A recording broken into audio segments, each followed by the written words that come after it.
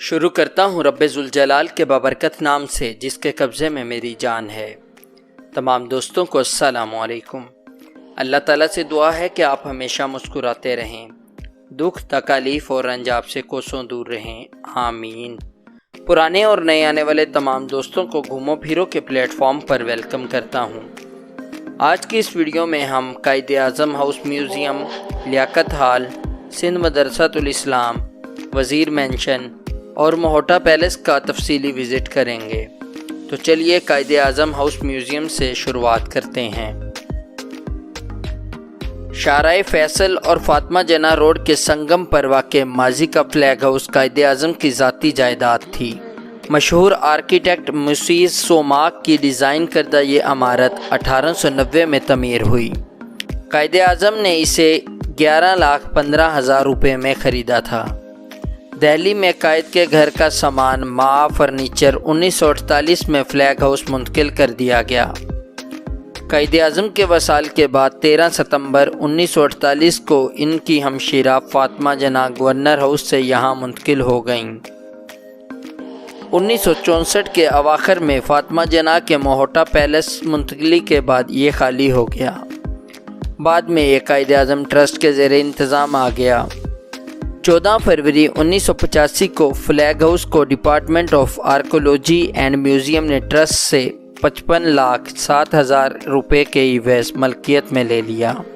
25 نومبر 1993 کو گورنر سندھ حکیم محمد سعید نے یہاں باضابطہ طور پر بنائے جانے والے میوزیم کا افتتاح کیا۔ 10,241 مربع گز پر محیط اس احاطے کی مرکزی عمارت کے کمروں میں قائد اعظم کی ذاتی اشیاء، ان کی چھڑیاں، اسٹیشنری، لباس، ٹیک لکڑی کا فرنیچر، شیلف، کراکری وغیرہ رکھی گئی ہے۔ اس کے علاوہ قائد اعظم کا ذاتی قرآن مجید بھی یہاں محفوظ ہے۔ لیاقت ہال، جسے باغ جناح اور فریری ہال بھی کہا جاتا ہے، برطانوی دور حکومت میں فریری ہال ٹاؤن ہال کے طور پر استعمال ہوتا رہا اور ساتھ ہی کراچی کی ثقافتی اور سماجی سرگرمیوں کا مرکز بھی تھا۔ یہ گورتھک بلڈنگ 1863 سے 1865 میں سر بارٹلے فریری کی خدمات کے اعتراف میں بنائی گئی۔ 2 سال میں مکمل ہونے والی اس عمارت کے گراؤنڈ فلور کو اب لیاقت لائبریری کے طور پر استعمال کیا جا رہا ہے۔ اس لائبریری میں 70,000 سے زائد کتابیں رکھی گئی ہیں۔ بلائی منزل پاکستان کے مشہور کیلیگرافر و مصور صادقین کے ناغار خانے کے طور پر استعمال میں ہے۔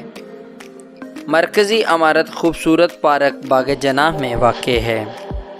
سندھ مدرسۃ الاسلام، اس مدرسہ کی بنیاد کراچی میں آباد ایک ترک نیاز سندھی ذوالفقار علی نے 1 ستمبر 1885 کو رکھی۔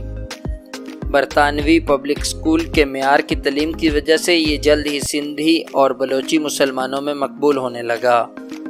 اس کا مقصد سندھ کے عوام کو جدید تقاضوں کے ہم آہنگ تعلیمی نظام سے روشناس کرانا تھا۔ اس کی اعلیٰ خصوصیات کو دیکھتے ہوئے مسٹر جناح نے اپنے بیٹے محمد علی جناح کو پڑھنے کے لیے یہاں داخل کروایا۔ یہ تاریخی اسکول حبیب بینک پلازا کے نزدیک واقع ہے۔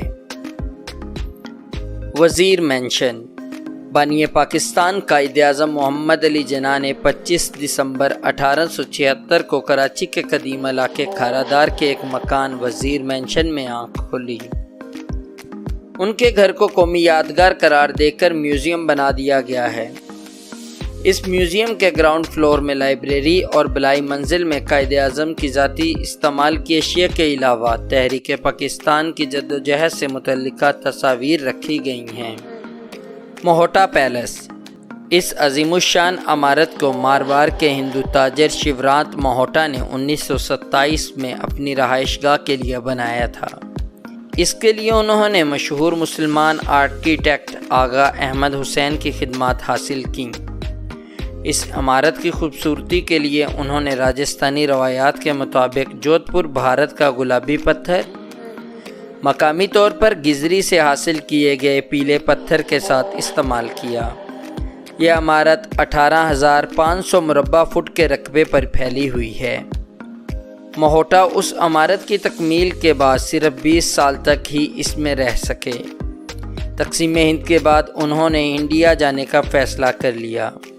ان کے جانے کے بعد حکومت پاکستان نے یہ پیلس اپنی ملکیت میں لے لیا اور اسے وزارت خارجہ کے طور پر استعمال کیا جانے لگا۔ 1964 میں مادر ملت محترمہ فاطمہ جناح کی تحویل لے کر اس کا نام قیصر فاطمہ رکھا گیا۔ مادر ملت کی وفات کے بعد شیریں جناح بھی یہاں منتقل ہو گئیں۔ 1980 میں شیریں جناح کے انتقال کے بعد اس عمارت کو سیل کر دیا گیا۔